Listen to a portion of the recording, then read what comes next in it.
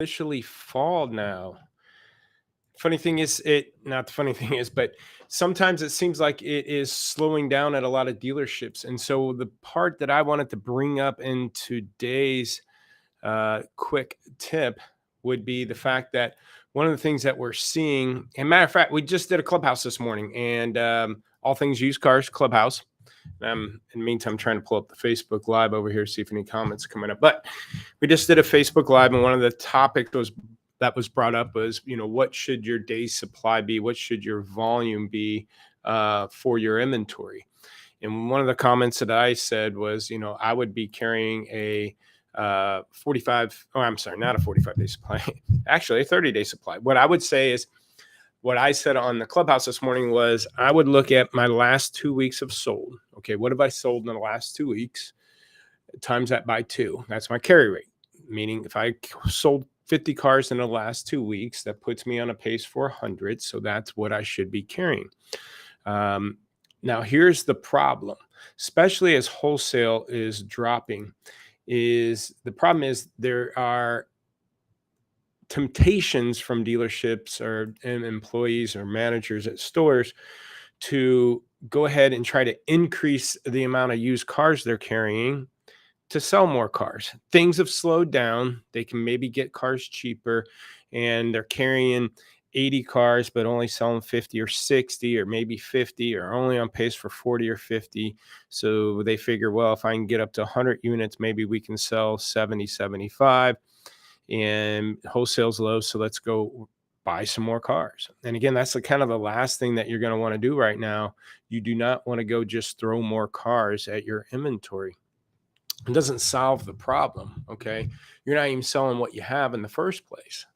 Problem is, if you're only on pace to sell 60, then maybe your inventory level is too low or too high. With 80 in stock, if you have 80 in stock and you're on pace to sell 60, you either need one of two things: bring your inventory level down to your current sale rate, or increase your sales to 80. Okay. You want to always be a clean operator, and again, carry what you sell, what you carry. Just by going from 80 to 100 units doesn't mean you're going to sell more cars. And again, the temptation right now would be to maybe go buy some more cars, but I'd only do that if I was clean. And that's the benefit of having clean inventory, is the fact that you can always be a buyer at current market conditions. And what I mean by clean, again, you not necessarily have to have 80 sell 80. You could be carrying 80 selling 70 because the other 10 or 15 are out there floating, getting transported, service, parts holds, whatever. But as long as you have less than 10% age and 60, 70, 80% of your current inventory is sitting 0 to 30 days old, you can be a buyer, and you can be buying at current market values. You'd be able to reduce your pricing on the retail end to sell it quicker and make money, while the dealers that have 100-day-old cars have to drop their price to compete with you, and they're losing money. And that's the name of the game, right? If you can buy at current market values and price it competitively with that dealer that's sitting on an aged car, and they're going to lose money while you'll make money. And that's how you stay ahead of this game right now. So this is kind of a pretty quick tip of the fact that inventories level, if sales are slow, please don't go just try to throw more cars at it. Figure out what's happening on your lot. What disciplines, meaning disciplines would, in my eyes, would be things that I could control. What disciplines can I work on that's slowing my inventory down?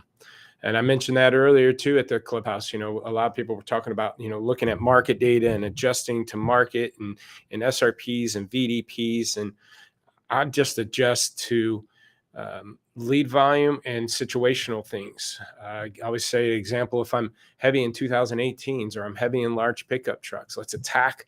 That's a discipline. Let's attack the large pickup trucks. And of those large pickup trucks, which ones are causing a problem? Well, again, what if you have a 18 large pickup truck? You're heavy in 18s, you're heavy in large pickup trucks.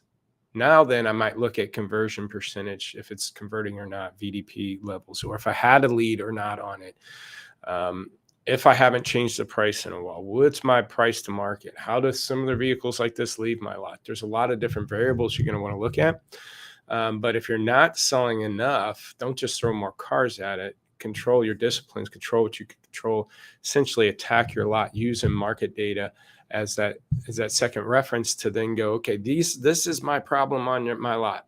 Goes back to this work the facts book, okay? Workthefacts.com. These are your problems on your lot. You could track and trend these metrics yourself. Figure out what issues you have, pivot to market data to help back that decision up. And again, please don't just throw more cars at it. Get your 80 going.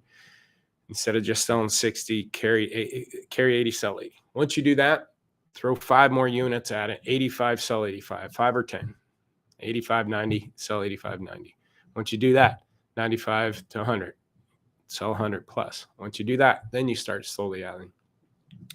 There's a lot of disciplines and everything behind that. A lot of things that can throw that sale rate off. You got to isolate those, figure out what's causing them, pivot the market and wholesale data, make decisions, and move on.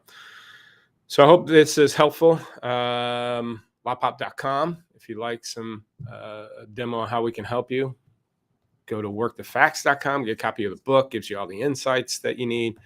Lotpop University. I run a free. I was just looking at some internet consultant guy who runs like, I don't know, $8,000 for him to come in for a day or two to your store. I have a 1.5-day class here. You just got to get here. We had 15 people here last time. Lotpop University, Lotpop U. Get here in Kansas City. And when I mean get here, we're central, okay? From Florida to Pennsylvania to California to Seattle. I mean, we're centralized area, centralized to the country. It should be pretty easy to get here. The hotel is walkable from, I could see it right here. Just get here. It's a 1.5 day of, again, what metrics keep you ahead of this.